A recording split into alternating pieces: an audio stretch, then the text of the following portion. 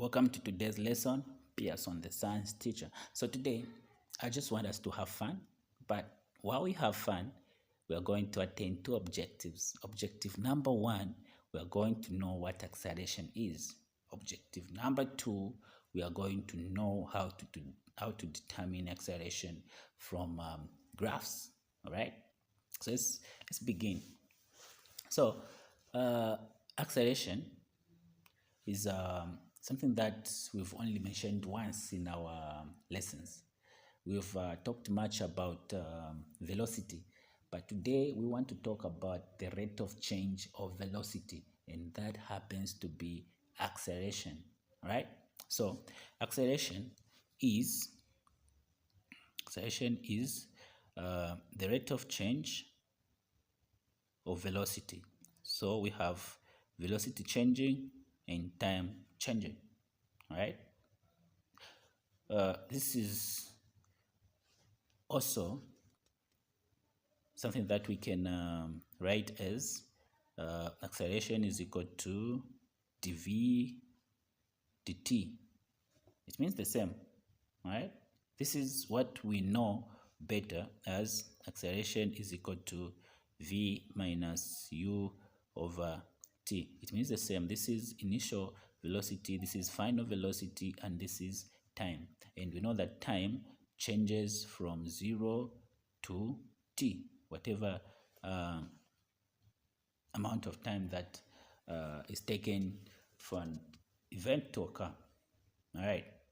So it's also okay to write it as acceleration is equal to v, which is velocity final, minus velocity initial over the final time minus the initial time, because this is actually the direct translation of delta v over delta t.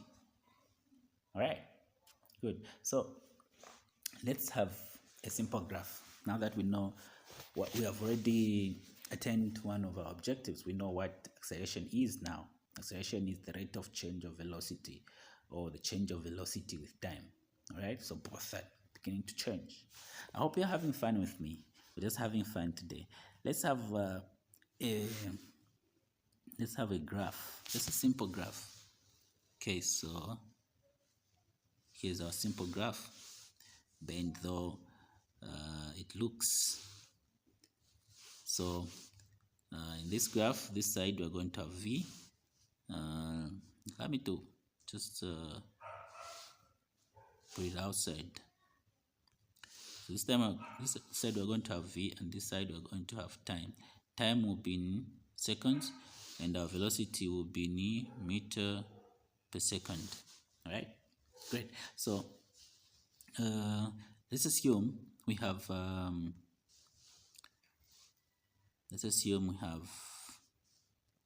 this. Okay, so we have 0 here, we have 2, 4, 6, and on time, let's assume we have 1, 2, 3, maybe even up to 4 there, right? So I said this is 6, I said this is 6, and I said this is 4, and I said this is 2 meters per second. This one is 1, 2, 3, and 4. This 0 is representing both axes, the y-axis there, and the x-axis is represented by a single 0 there. So as a starting point to both axes. So let's move on. Let's draw. Let's assume there is a car moving, and we want to determine the acceleration of that car. So we're going to draw a graph. Okay. So as we draw that graph, let's assume it moves from this point up to that point. Okay. So for the sake of accuracy, I'm going to do this. Then let's assume it moves from this point up to there. moves from this point.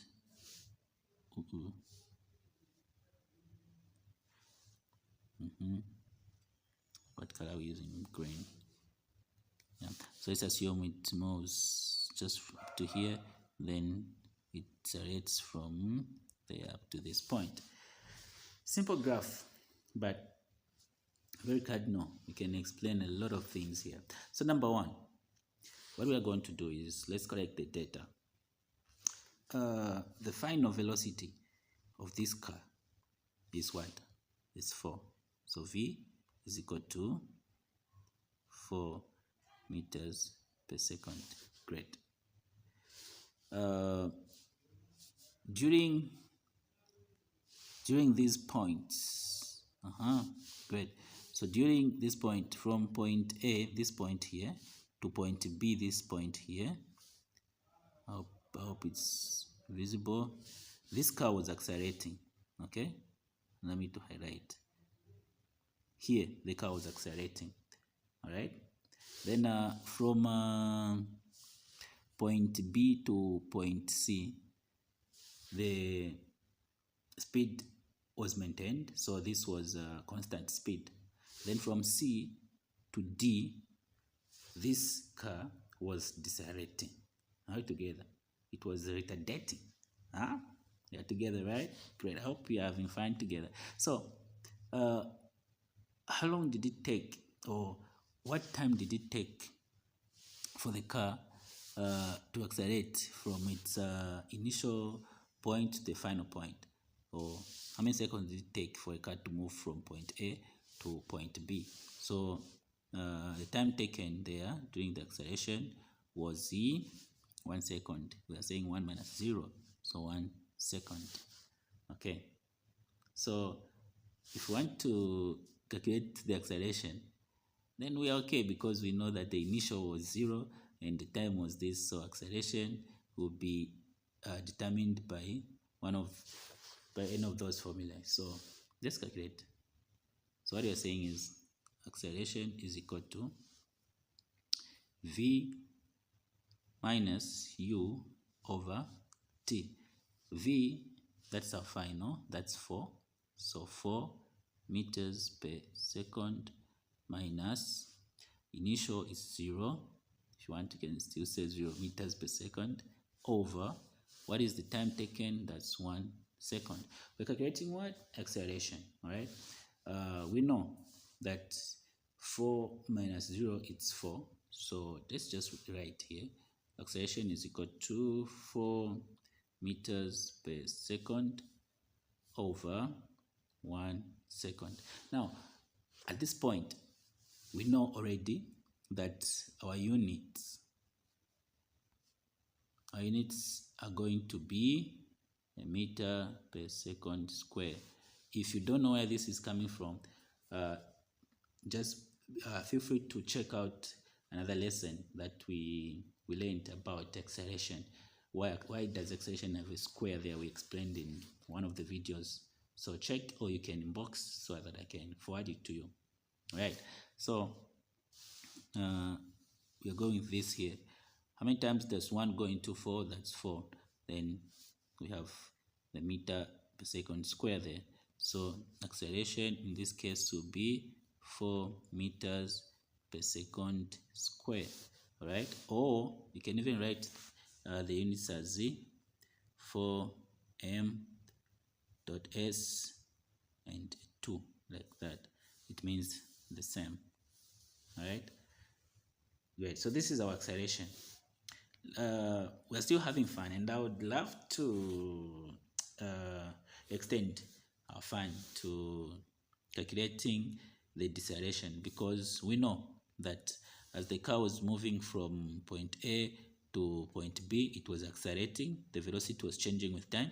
But as it was moving from B to C, this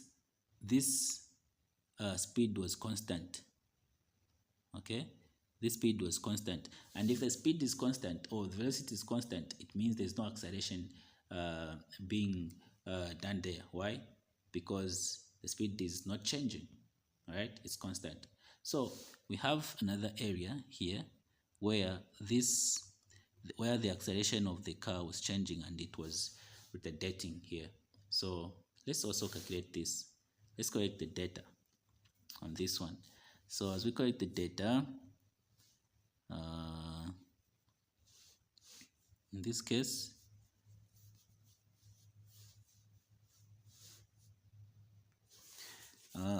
so what's the final velocity? Final velocity is equal to, the final velocity is equal to 0 here. This line that represents 0, that's the final velocity. Why?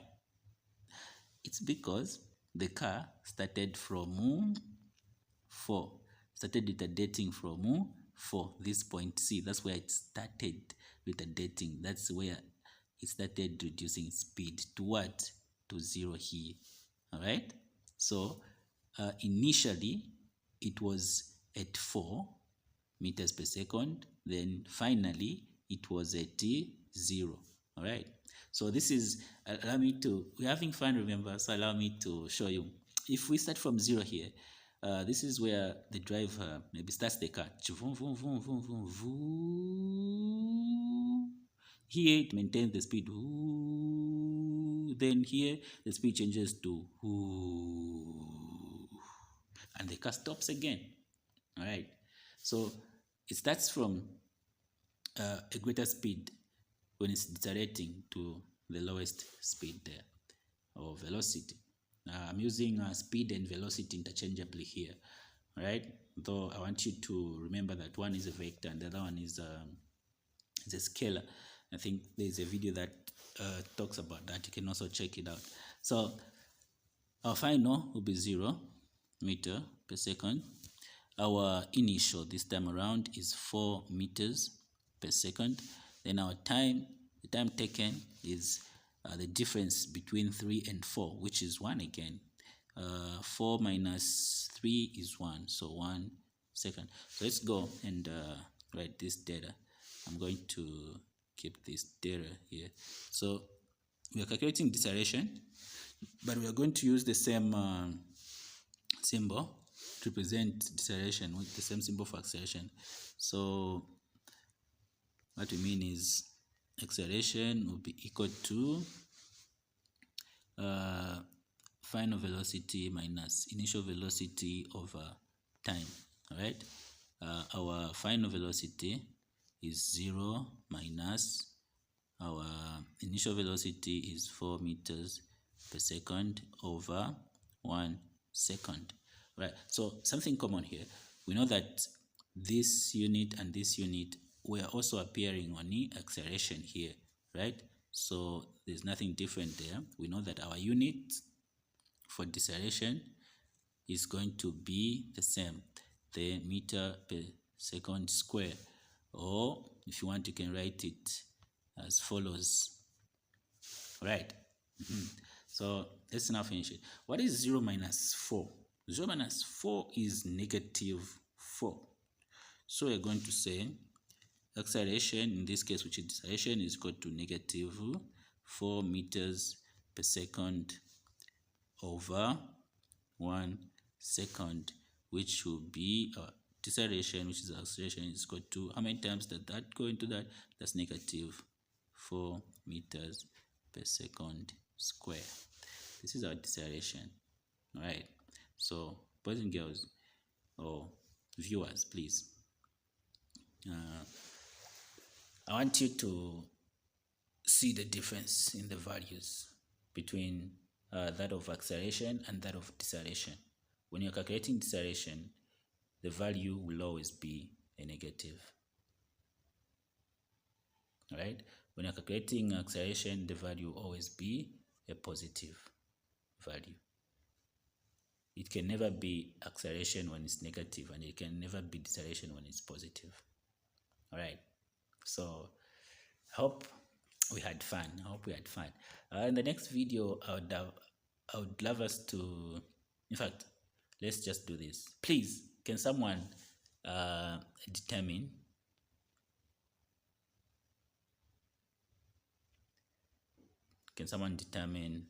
the distance? Determine distance covered by that car. The distance covered by that car. I'll be very happy to see your answer. In the comment section, just post your answer or capture and post. Please, please, please. I'll be very happy to see how you go about calculating the distance covered by this car of ours here. So this is how you can calculate acceleration. Remember, we are just having fun, but we have still known what acceleration is. The formula, it's the formula, that's the formula, that's the formula. It's just a different language that we are trying to use. This is the same formula, just using different language. And we determined the acceleration here. We determined deceleration here. And we determined also deceleration here. We said it's zero acceleration. Why? Because of this constant velocity. All right. So please, you can use the value. Show me how you calculate the distance. Thank you very much for following. Thank you very much for having fun with me. It's Pearson, the science teacher. Let's keep having fun. It's actually the best way of learning together.